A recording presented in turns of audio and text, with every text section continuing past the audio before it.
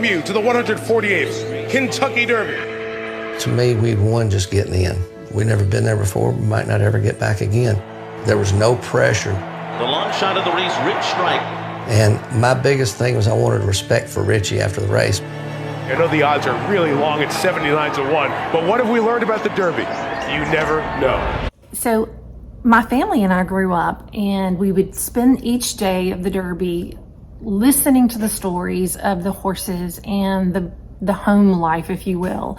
The jockeys, the trainers, everything that went into that horse, their story, their fight, what they had been through. We would look at the animals, what was their gait like? What was their stance like? Did they have that extra something special in them? And we would pick a winner, and every year one of us would win. I mean, inevitably. They're off in the Kentucky Derby. I didn't think he would win the race. I thought he could win the race. As they race by us for the first time, it will be Summers tomorrow to lead the way. And I said, Eric, if we can just finish in the middle of the pack, look what an accomplishment we have.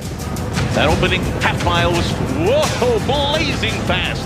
I said, Sonny, if you can turn for home with 6 or 7 in front of you, you can win. Well, I get to the Derby this year. Lifelong dream. There's so much going on. It's unbelievable, but there's no story. I don't get to sit and listen. I don't get to hear about each animal, but there's a buzz. Obviously, it's Epicenter, Sabaknife, Messier, all the big names that you hear. So each person in my family, we said, okay, we called home and we like, who do you want to vote for? We placed the bet for each person. And then we had our long shot. Well, our long shot was Happy Jack. And at the time, Happy Jack was just a name of a friend of my husband's. And so we thought, well, we like that name, we'll go with that. Epicenter is moving up quickly. He's exactly where you had envisioned it and felt like he was good enough to win it. I lost Richie. I could not see him anywhere. I found a lot of traffic, and then I say I had to wait to the stretch. Then all of a sudden there's a gap, and I said, Sonny's gonna take that gap, I know he is. If he doesn't, he'll regret it for the rest of his life. Well, I'll be darned, we're watching the race, we've got great seats, and we see one of ours that we picked coming around the bend. Number 3, coming around the bend, we're excited, it's Sabaknife. My eyes are focused on that horse. That's one that we picked. We're gonna win. The whole way around the bend, I see it coming. The crowd's going wild, chill bumps on my arms. It was unbelievable. It was more than I can ever imagine or describe. Epicenter and Sandon, these two strive for triumph. The last one I expected to be making that late move was Rich Strike. This is the moment. Epicenter repelled Sandan's bid, and lo and behold, here comes Rich Strike. I didn't realize he was about to catch Epicenter and the horses that were on the lead. I don't even see him. Rich Strike is coming up on the inside. Man, he just kicked in and hit another gear.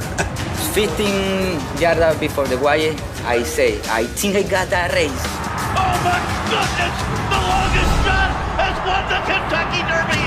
Rich Strike has done it in a stunning, unbelievable upset.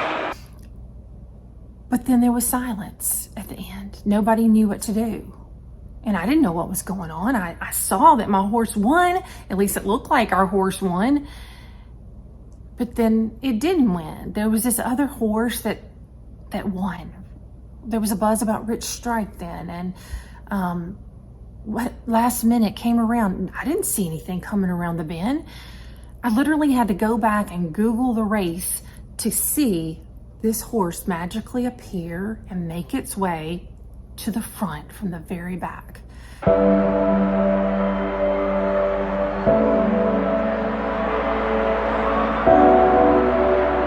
I grabbed my dad and I shake him. I said, Dad, we just won the Kentucky Derby.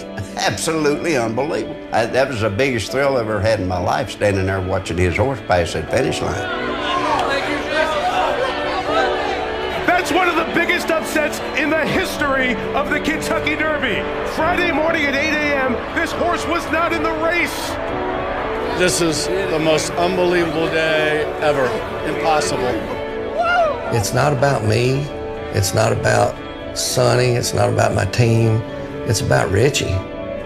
He is this miracle that shouldn't be there, but he's the one that did all the work. He just can't do all the talking. It was the most unbelievable thing, and I wish I could go back and watch that live. But we didn't know. It was a surprise. It was a shock to everybody. And I'm talking about the entire place was in shock because of that. Well, that's kind of what you guys get to do every day. You get to take these kids that nobody has hope in, that nobody believes in, and you get to believe in them. I got to teach for 28 years, and oh my gosh, that was my thing. That was my goal. Find that kid that nobody believes in and make them at least have confidence, at least believe they're worthy, and at least believe that they can do it. And then show them they can do it. Make them feel comfortable. They're not supposed to know the answers. I'm the teacher. I'm the one that's supposed to show them those things. So yes, that Derby was a lesson of a lifetime. This person was not supposed to win. This person wasn't even on the t-shirt we got from the Derby. This Rich Strike was not even on there. But Rich Strike was ready. His trainer was ready and his jockey was ready. But it took all three of those beings to believe in themselves and to believe that that horse could do it. And so when you believe that your students can do it, it's the most amazing thing in the world. When they do it, when they show progress, when they show growth, when they become a different person by the end of the year, when they become comfortable and trusting of you. So you're telling me there's a chance? So my word of advice is, as you're teaching, what is your why? And as these students are in your room, have them figure out what their why is. Because as you know, it takes all of us. So take this lesson and even show it and talk about it with your class. So what an opportunity you have. I hope you have a wonderful year, and God bless. My challenge to you is to be ready when your chance comes this year to show a kid or staff member that they truly are a champion.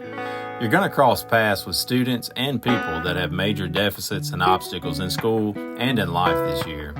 You can't control the odds, but you can control how you respond to them. As Nicole said, it's going to take all of us here on the flat. None of us have it all together, but together we have it all. 80-1. You're not lucky to be on the flat. You're meant to be here. Rise to excellence, Rebels. Oh, baby, things are changing now, and I can't tell where I'll be from here on out.